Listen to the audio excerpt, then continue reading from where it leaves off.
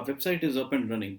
It took me around one and a half hour to get the website live after updating the name servers. So again, remember, name servers are a link between your domain and your hosting, your server. It's like the address of the server on which your domain is hosted. Okay, that is what name servers are. Now, just to add a few more things, this is our cPanel where we had installed the WordPress interface, and WordPress is nothing but a software. So when we installed the software, we got two URLs. The first one was the homepage URL. The second one was the admin URL, administrative URL. So if you look closely, you will observe that you have to append or add a wp-admin after the homepage URL in order to access the backend, right? So for example, this is a blog that I maintain. So this is the home page. This is the front end of the blog of the website. And if I want to access the backend, how do we do it? We simply have to add slash wp-admin to the URL to a WordPress website. Okay. So this is a WordPress blog slash wp-admin, and by doing so, you will access the backend of the website.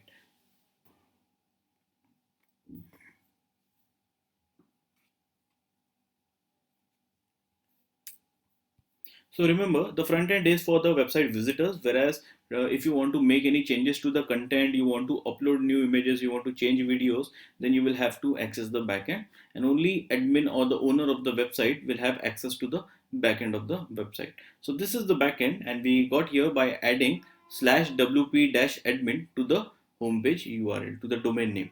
You'll have to enter your username and password while installing WordPress. In a similar manner, this will give you the front end and this will give you the back end. So we'll access the back end now. Because we are directly clicking the admin panel link after installation, it probably won't ask us for user ID and password this time. But in the future, it will start asking you for user ID password, and you'll have to enter it in order to log into the admin panel. So when we click on the link, it will take us to the dashboard. This is the backend of the website. Okay, this is the backend of the website. From the backend, if you want to access the front end, can you see my blog written over here? Visit site. I want you to right click on visit site option and select open link in new tab. So you should always have the backend and the front end of the website open simultaneously. So this is the dashboard area where you will find a welcome to WordPress section, which has your basic shortcuts. If you want to create a page, set up your home page, you can do it from here. Or if you have some idea in mind and you want to save it before you forget it, you can simply type in your idea and save it as a draft, which you can edit later on. And at a glance, this is your current status. It says that you have one sample post, sample comment, and a sample page. These are not created by us, these are created by WordPress and given to you by default. The current theme that you're using is 2019 theme. Okay, theme is something that adds structure and the skeleton to the website. It gives the look and feel to the website. Okay, so we are going to change the theme from 2019 to some other, but this is what the theme is right now, and the current version of WordPress that we are using is 5.2.4, which is the updated version.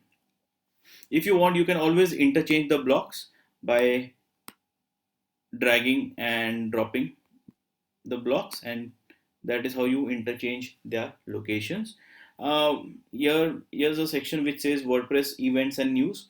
I am not interested in this section, so I can remove this section by scrolling to the top, clicking the screen options button. And can you see WordPress events and news? Simply untick this option and the block will disappear. If you tick mark the box, it will appear again, right? So untick. What else do we have? Quick draft. I don't want the activity section, so I'll remove the activity section as well. and that is how you use the screen options. On the left hand side you have a dashboard, and these are the basic functionalities, basic options that WordPress gives us by default, but gradually you will find a few more options below, somewhere over here and somewhere in this area as well. Post is something that a blogger will create. Okay, post is something that a blogger will create. If you go to my website digitaldumdum.com, that is a blog, and uh, if you're a blogger, you keep on publishing articles every week or every day maybe, right? So in that case you'll have to create post. Posts are created by blogger, and posts are dynamic in nature, whereas pages are created by websites. So if your intent is website, if you want to create a website, you will create pages. If you want to create a blog, you will work mostly on post section. Let's look at my blog. This is the backend of my blog, and to access the front end, we will select this option, open link in new tab, just like we did in the previous section. And this is my blog, right? So this is the home page, and can you see get website hosting for rupees 25 and free domain? This is nothing but a post. This thing is a post. This again is a post. Okay, all these are posts. Whereas pages are static entities like about us, contact us, terms and conditions. You don't publish pages frequently, correct? Whereas in case of blogs, you keep on posting or adding new posts. So posts are more dynamic in nature, whereas pages are more static in nature. Another attribute of a post is posts are always arranged in reverse chronological order. By that I mean the latest post is displayed on the top. Posts will also have a category option. You can assign a category to your post. Like in my case, this is my this is the article that I've written, and I have categorized it as digital marketing. I've put it into digital marketing category. Okay, so posts have a category option. Yes. So that is the difference between page and post. I hope the difference is clear. Media is your library, and whichever images you use will be saved over here, and you can access them again in the future. People, when they comment on your blog, the comments will be visible in this section. And as a WordPress admin, the good part about this is that you can moderate the comments, and you can make any minor tweaks in the comment, and then choose to publish them. Appearance is the section where the beautification of the website takes place. You will see that this is the default website, whereas my blog looks something different. That is because I'm using a different theme. The name of my theme is Schema Lite, whereas what you are using is 2019, which is a default theme provided by WordPress. Okay, but the themes and all can be installed from this section, appearance section, themes. Plugins are additional tools or apps that you have to install on your website. So a new website doesn't have much functionality.